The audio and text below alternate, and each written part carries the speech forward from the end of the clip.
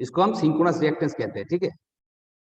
अब देखो ये जो हमारा सर्किट डायग्राम है इसको हम थोड़ा छोटा कर, तो अब हमारा जो डायग्राम दिखेगा कुछ इस तरह से।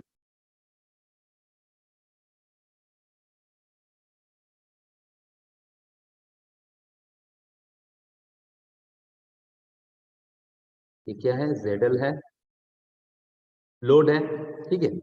और यहाँ पर हमारा जो सप्लाई है जैसे कि E0, मतलब नो लोड इंड्यूस्ड ईएमएफ, ठीक है। और ये जो हमने अब रिएक्टेंस दिया है इसको हम XS से डिनोट करते हैं, ठीक है। XS, XS मतलब XAR एंड XL का जो समेशन है वही हमने लिया है, ठीक है। ये XS है, ठीक है, वो उसका इक्विवेलेंट है, ठीक है। एंड ये क्या है, ये हमारा रेजिस्टेंस है, आर्मेचर रेजिस्टेंस, आइए करंट, ठीक है। और इधर क्या है, टर्मिनल वोल्टेज। अब देखो यहाँ पर जो सिंक्रोनस रिएक्टेंस है एक्सेस, आर्मेचर रेजिस्टेंस है, सो यहाँ पर एक इंपीडेंस आएगा। तो उसी इंपीडेंस को हम क्या कहते हैं, सिंक्रोनस इंपीडेंस, ठीक है। सिंक्रोनस इंपीडेंस, सिंक्रोनस इंपीडेंस मतलब कि ZS is equal to RA plus JX, ठीक है, RA प्लस JX। एंड यहाँ पर E0 जो होगा, E0 क्या होगा, voltage V, terminal voltage V plus IXS drop and IRS drop, that means IAZS, IAZS, ठीक है। ये दोनों मिलके क्या हो रहा है, इंपीडेंस हो रहा है, एक्सेस एंड RA मिलके। तो ये ZS, ZS क्या है, E प्लस IA, ZS का ये वैल्यू है, मतलब कि RA प्लस J, ठीक है। सो ये E0 है, ओके। तो यहाँ पे हमने देखा सिंक्रोनस रिएक्टेंस क्या होता है और सिंक्रोनस इंपीडेंस क्या होता है, ठीक है। अब इसका हमें फेजर डायग्राम को ड्रॉ करना है, ठीक है, फेजर डायग्राम, जो कि वेरी वेरी इंपॉर्टेंट।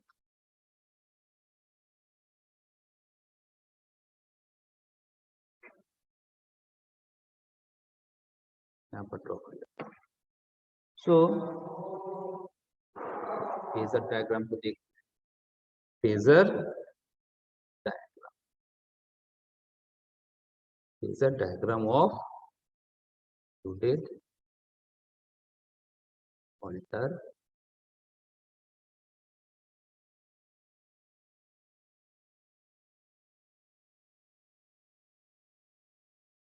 सो यहाँ पर पहले इक्विवेलेंट सर्किट को एक बार ड्रॉ कर लेते हैं। पहले वाला जो सर्किट है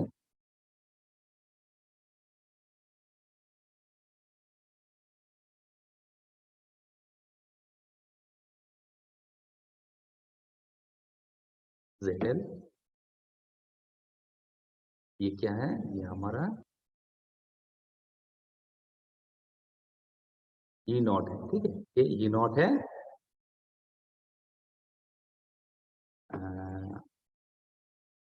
ये है हमारा XAR XLRA, ठीक है। यहाँ पर जो वोल्टेज हमें मिलेगा क्या है, E, एंड लोड के अक्रॉस जो मिलता है क्या है, V, ठीक है, टर्मिनल वोल्टेज। और यहाँ पे IA करंट फ्लो, ठीक है।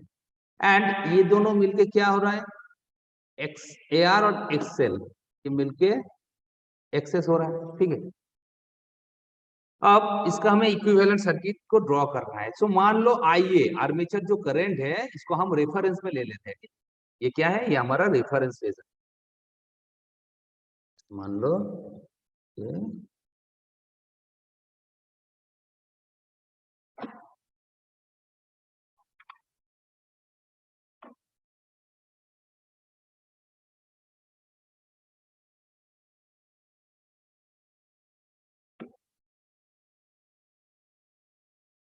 ये क्या है, हमारा रेफरेंस फेजर है आई, ओके।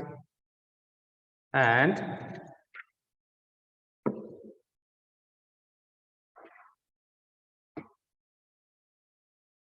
पर हम वोल्टेज ले वोल्टेज, तो ये है हम हमारा क्या है, आर्मेचर करंट, इसको हमने रेफरेंस में लिया है। और ये क्या है, ये है वोल्टेज। ओके, क्या है, वोल्टेज। यहाँ पर हम जो फेजर डायग्राम को ड्रॉ कर रहे हैं ये लैगिंग पावर फैक्टर के लिए है, ये बात याद रखना, क्योंकि हम अभी तक इंडक्टिव लोड को एज्यूम करके ये सब कैलकुलेशन कर रहे हैं। ठीक है, सो ये lagging power factor. So voltage current, ठीक है, इन दोनों, ये फेज वोल्टेज, ये हमारा आर्मेचर करंट फेज करंट है, और इन दोनों का जो एंगल है वही पावर फैक्टर एंगल होता है, हम जानते हैं, जो कि फाई से डिनोट करते हैं, फाई। अब देखो रेजिस्टेंस के ऊपर यहाँ पर एक जो ड्रॉप होगा, जो क्या है, आईए आर ए ड्रॉप, आईए आर ए ड्रॉप। ये आईए आर ए ड्रॉप हम जानते हैं, रेजिस्टेंस रेजिस्टेंस का जो ड्रॉप होता है वो करंट के साथ सेम फेज में रहता है, करंट के साथ क्या होता है, सेम फेज में रहता है। ठीक है, तो यहाँ पर हमने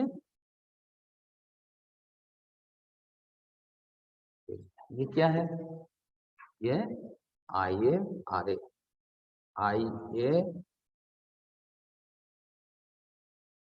आर, एंड इंडक्टिव जो ड्रॉप होता है, रिएक्टेंस के ऊपर जो ड्रॉप होता है, वोल्टेज ड्रॉप, वो क्या होता है, वो 90 डिग्री एंगल में होगा। ठीक है, 90 डिग्री एंगल में होगा। तो यहाँ पर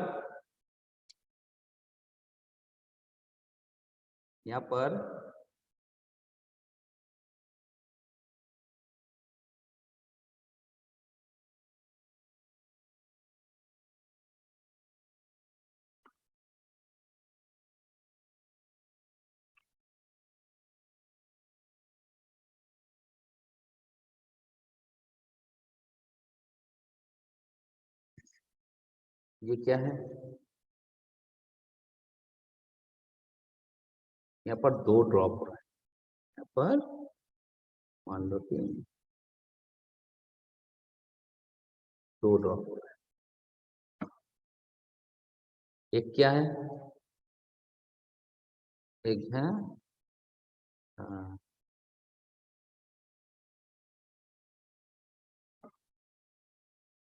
आइए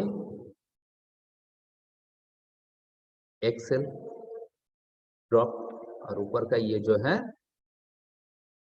आइए एक्स ए आर। ठीक है, voltage drop x A R, आइए एक्स ए आर। ठीक है, और ये हमारा रेजिस्टेंस का जो ड्रॉप है, ये भी वोल्टेज है, ये भी वोल्टेज है, ये भी वोल्टेज है, और ये हमारा टर्मिनल वोल्टेज। अब बताओ तो ये V, I A R A, I A XL and I A X R, इन सभी मिलके कौन सा वोल्टेज मिलेगा। अच्छा, पहले देखो I A R A, V, I A R A and I A XL. ठीक है, V, I A R A and I A XL, phasor sum of V, I A R A and I A XL, ये जो होगा ये कौन सा होगा, कौन सा वोल्टेज होता है,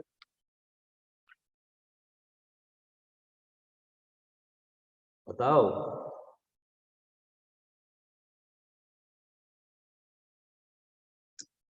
ये छोटा होगा सर, लोड ये थोड़ा छोटा हो गया, छोटा हो, ठीक है। हाँ,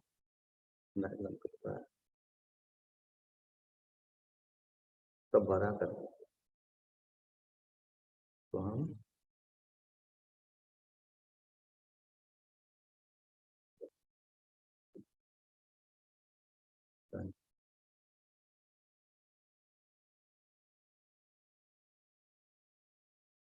तो ये वाला जो टर्म है आई ए एक्सएल है, एंड ये वाला जो है ऊपर का ये आई ए एक्स ए है। अब देखो phasor sum of voltage V, V, I A R A and I A XL, I A XL. ठीक है, इनका जो फेजर सम होगा ये कौन सा है, ई है कि ई नॉट है, बताओ। ये ई है या ई नॉट है,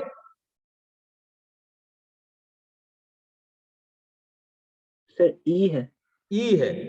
सो ये क्या है, ये ई, ठीक है, मतलब लोड इंड्यूस्ड ईएमएफ, ठीक है। देखो ये इक्विवेलेंट सर्किट डायग्राम को अच्छी तरह से देखो, ये पूरा कॉन्सेप्ट क्लियर हो जाएगा। देखो यहाँ पर टर्मिनल वोल्टेज वी है, यहाँ पर आईएआरए ड्रॉप हो रहा है, यहाँ पर आईएक्सएल ड्रॉप हो रहा है। So phasor sum of V, I A R A and I A XL जो होता है क्या होगा, ई होगा, है कि नहीं। अब ये जो ई है, ई के साथ आईए एक्स ए आर ड्रॉप को अगर हम सम कर देंगे तो क्या आएगा, तब क्या आएगा, ई नॉट। ये जो होगा ये क्या होगा, ई नॉट होगा, ठीक है, ये हमारा ई नॉट है। अब यहां पर इन दोनों को आईए एक्सएल एंड आईए एक्सआर, ये दोनों को हम क्या लिख सकते हैं, बताओ तो हम क्या लिख सकते हैं,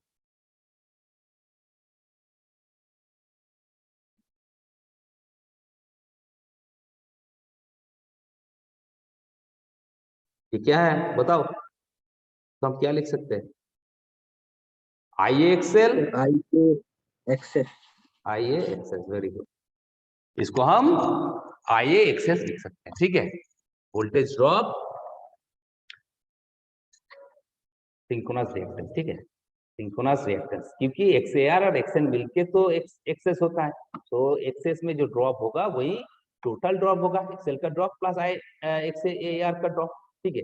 सो यहाँ पर हम बोल सकते हैं कि phasor sum of V, I R A and I X S is E naught, ठीक है, ई नॉट।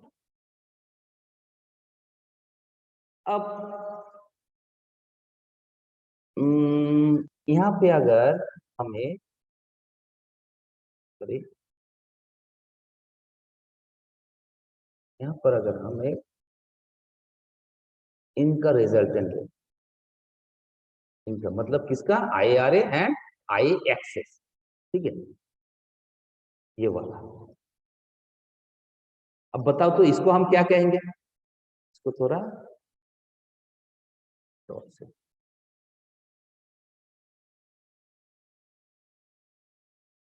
ये जो है ये क्या होगा बताओ, इंपेडेंस ट्रायंगल याद करो,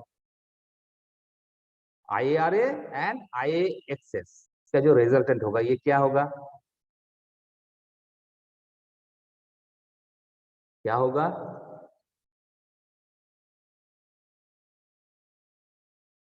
अगर इधर रेजिस्टेंस रहेगा, इधर अगर मान लो कि एक्स एस है, तो इसका जो रिजल्टेंट होगा वो क्या होगा, sir I A Z S. I A Z S, ये क्या होगा, ये आई ए जेड एस होगा, I A Z S, Z S, and the phasor sum of voltage and I A Z S is E naught. देखो यहां पर हमने दिखाया, देखो ये वाला इक्वेशन को, phasor sum of V and IAZS is E not, ठीक है, V and IAZS is, so basically ये हमारा फेजर डायग्राम है फॉर लैगिंग पावर फैक्टर, ठीक है। सो ये क्या है, यहां पर हम लिख देते हैं, consider a star connected alternator supplying inductive load,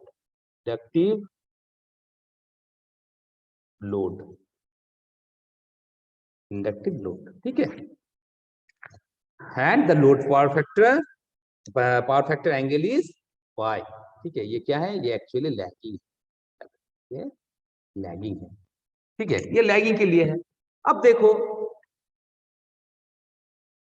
leading के लिए कैसा होगा, लीडिंग पावर फैक्टर के लिए, लीडिंग पावर फैक्टर के लिए जो होगा वहां पर टर्मिनल वोल्टेज ज्यादा होगा, ठीक है, इसको उल्टा कर दो, इसको सिंपली उल्टा कर दो। तो यहाँ पर मान लो के यहाँ पर हम आईए को रेफरेंस लेते हैं, ठीक है, आईए रेफरेंस है एंड वी, ये हमारा वी है, ठीक है। ये क्या है, आई है, एंड ये वाला जो है बी है, B, ठीक है। अब देखो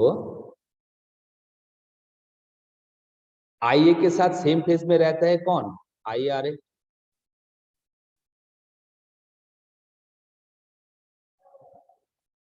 ये क्या है, आई ए आर ए,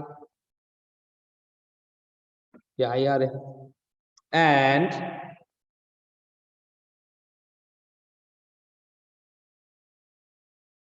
ये वाला कौन होगा, बताओ तो कौन सा फेजर होगा, आई ए एंड एक्सेस, ठीक है, एक्सेस। अब देखो यहाँ पर हमने अलग अलग नहीं लिया है, यहाँ पर जैसे कि x A R x L एक साथ दिखाया है। मान लो यहाँ पर एकदम पूरा ये जो टोटल है, टोटल यहाँ से यहाँ तक इसको आई ए एक्सेस यहाँ पर ले लिया, ठीक है। लेकिन इसको अगर दो पार्ट में डिवाइड करेंगे तो यहाँ पर आई ए एक्सएल भी आ जाएगा, आई ए आर भी आ जाएगा, ठीक है। तो ये हमारा आई ए एक्सेस है। अब इन दोनों को अगर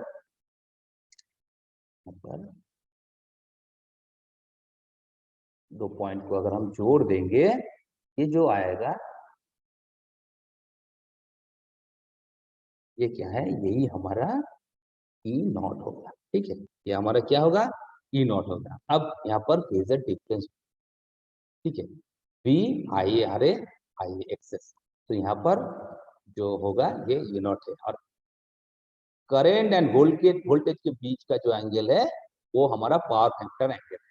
तो इस एंगल कॉस, इस एंगल का जो कोसाइन होगा वही हमारा पावर फैक्टर एंगल होगा, ठीक है, वही हमारा पावर फैक्टर एंगल होगा। ये बात याद रखना। सो इसको हम क्या कहेंगे, ये फॉर, ये जो फेजर है ये फॉर लीडिंग पावर फैक्टर और capacity flow, leading power factor और कैपेसिटी, कैपेसिटी फ्लो, ठीक है। एंड यहाँ पर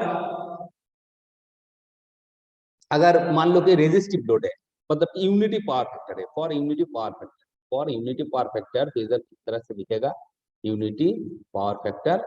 यूनिटी पावर फैक्टर के लिए देखो यहाँ पर, इस डायग्राम को देखिए, यहाँ पर जो वोल्टेज है और ये जो वोल्टेज और करंट के बीच का जो एंगल है, यूनिटी पावर फैक्टर के लिए एंगल कितना होगा, यूनिटी जीरो। पावर जीरो होगा। तो जीरो होगा मतलब कि वोल्टेज और करंट सेम फेज में रहेगा। सो यहाँ पर अगर हम फेजर डायग्राम को ड्रॉ करते हैं तो यहाँ पर फिर आई को रेफरेंस फेजर ले लो, आई को यहाँ पर रेफरेंस फेजर ले लो, ठीक है। ये हमारा आई ए है, ये हो गया यहाँ पर ले लो, ये क्या है, ये हमारा वोल्टेज है, सेम फेज में है, ठीक है। एंड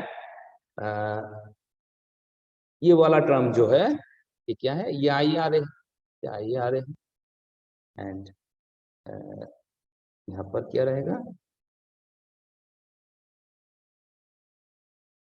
बताओ ये क्या होगा, क्या होगा, आई एक्स, आई ए एक्सेस। अब इन तीनों का V I R A and I XS तो फेजर सम जो होगा क्या होगा, ये जो होगा ये हमारा ई नॉट है, ई नॉट, ओके, ये ई नॉट है, ठीक है। So basically lagging power factor and unity power factor के बीच का जो डिफरेंस है यही है, यहाँ पर एक एंगल आ जाएगा पावर फैक्टर एंगल, यहाँ पर एंगल जीरो है, बाकी फेजर डायग्राम सेम ही रहेगा, ठीक है। अब इन दोनों को अगर हम कनेक्ट कर देंगे, इन दोनों को अगर हम कनेक्ट कर देंगे तो इसको हम डॉटेड लाइन ले लेंगे। अब बताओ तो ये क्या होगा, आई एक्सेस एंड आई आर ए, इसका रिजल्टेंट क्या है, इसका रिजल्टेंट क्या है, ये वाला IAZX. IAZS है, ठीक है, क्या है IAZS है। तो यहाँ पर हमने तीनों पावर फैक्टर में जो फेजर डायग्राम होता है अल्टरनेटर का, व्हेन अल्टरनेटर इज लोडेड, ठीक है, पावर, ये जो फेजर डायग्राम होगा यही होगा, ठीक है। ये एग्जाम में आता है, very very important, very very important topic है, ठीक है। तो इस फेजर डायग्राम को अगर एग्जाम में अगर ड्रॉ करने के लिए बोलेगा तो इसको इस तरह से ड्रॉ करना है, ठीक है। ये हमारा लैगिंग के लिए है, ठीक है। ये क्या है, लैगिंग, लैगिंग फॉर लैगिंग मतलब के इंडक्टिव लोड। ये क्या है, रेजिस्टिव लोड मतलब फॉर यूनिटी। एंड नीचे वाला जो है ये for leading power factor, that means capacity, ठीक है। अब बताओ यहाँ तक ये फेजर डायग्राम जो है समझने में किसको कोई दिक्कत है या क्लियर है? एकदम क्लियरली बताओ, उसके बाद ही हम आगे जा पाए।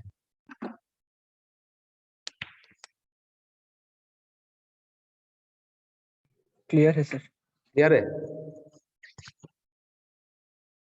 Okay yes sir. ओके। सो ठीक है, सो ये तो हमने देखा कि phasor diagram of a loaded alternator. अब हम देखेंगे वोल्टेज रेगुलेशन, हमारा जो टॉपिक है वोल्टेज रेगुलेशन, हम वोल्टेज, तो वोल्टेज रेगुलेशन बेसिकली होता क्या है, इस डायग्राम को ड्रॉ कर लेना, इस डायग्राम को ड्रॉ कर लेना। हो गया? Yes sir. ओके, अब हम देखेंगे वोल्टेज, ठीक है। वोल्टेज रेगुलेशन से न्यूमेरिकल आता है। सो वोल्टेज रेगुलेशन क्या होता है?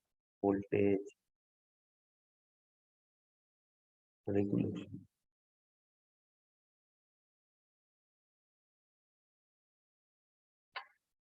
वोल्टेज रेगुलेशन क्या है? ऑल्टरनेटर में हमें कौन कौन सा वोल्टेज हमें मिलता है? Circuit diagram, equivalent circuit diagram को देखो, कितने टाइप का वोल्टेज यहाँ पर है बताओ। एक तो नो लोड ईएमएफ है, एक लोड इंड्यूस्ड ईएमएफ है, एक टर्मिनल वोल्टेज, ठीक है। अब ये बीच का जो लोड इंड्यूस्ड ईएमएफ है इसको छोड़ दो।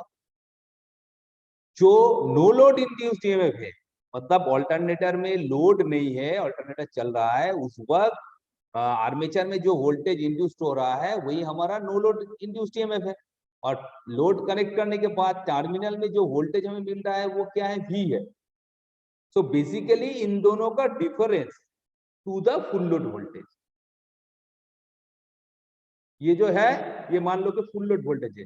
तो no load voltage, difference between no load voltage and full load voltage to the full load voltage, जिसको हम क्या कहते हैं, जिसको हम वोल्टेज रेगुलेशन कहते हैं। सो वोल्टेज रेगुलेशन क्या है?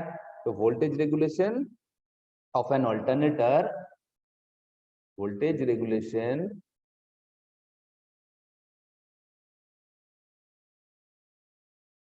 Of an alternator,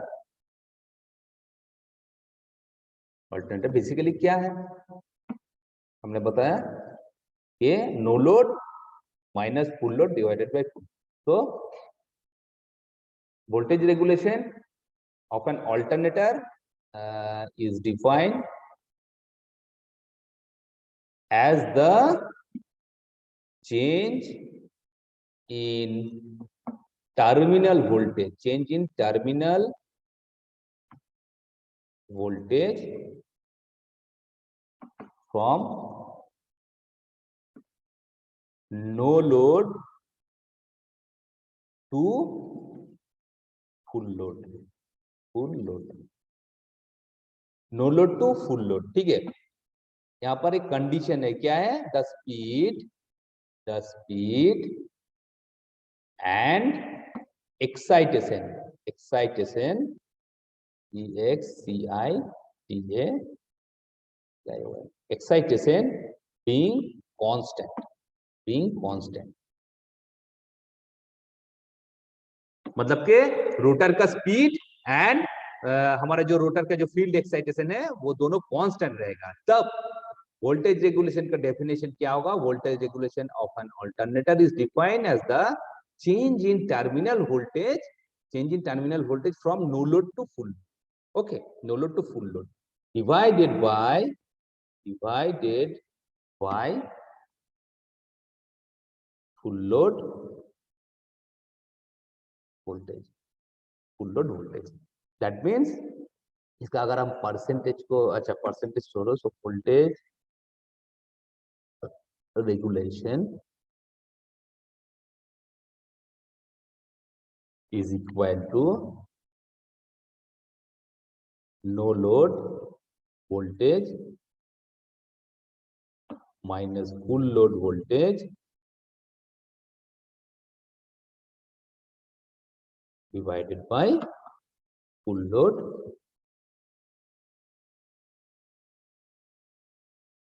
voltage. No load voltage minus full load voltage divided by full load voltage. So ये no load voltage minus full load voltage की यही तो हमारा चेंज इन टर्मिनल वोल्टेज, ठीक है, change in terminal voltage from no load to full load divided by full load voltage, ये क्या है? इसको हम वोल्टेज रेगुलेशन कहते हैं। और परसेंटेज वोल्टेज रेगुलेशन किसको कहते हैं? परसेंटेज। तो इसका अगर परसेंटेज हमें लेना है तो 100 से मल्टीप्लाई कर देना है, तब इस वोल्टेज रेगुलेशन क्या हो जाएगा? परसेंटेज वोल्टेज रेगुलेशन, ठीक है। तो इसको हम E not minus V divided by V two, ठीक है। तो ये हो गया हमारा वोल्टेज रेगुलेशन, ठीक है। एंड यहाँ पर देखो, यहाँ पर ये जो difference E not minus V is the arithmetic difference, याद रखना, गड़बड़ मत कर देना। तो क्या कहते हैं? एरिथमेटिक डिफरेंस, ठीक है। Arithmetic difference, not the phasor difference,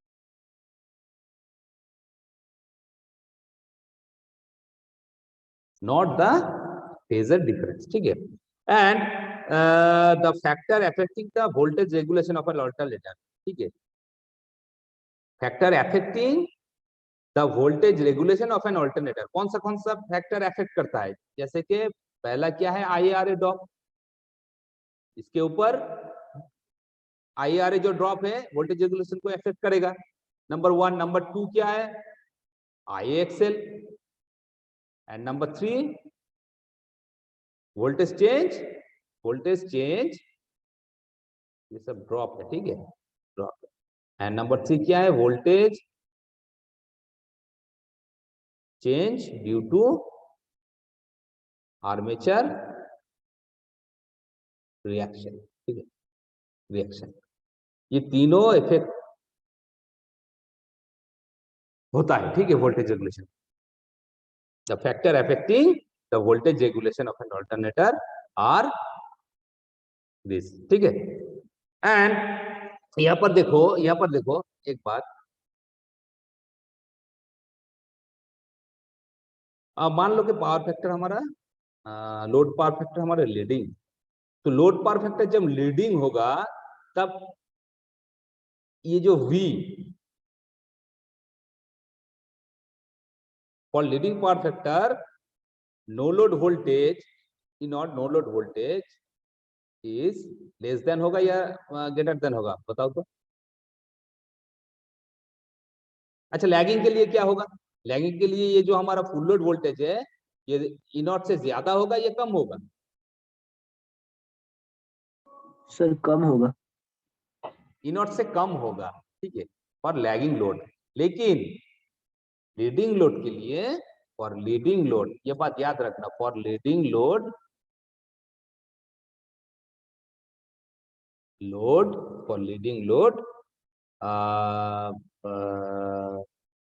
power factor, the no load voltage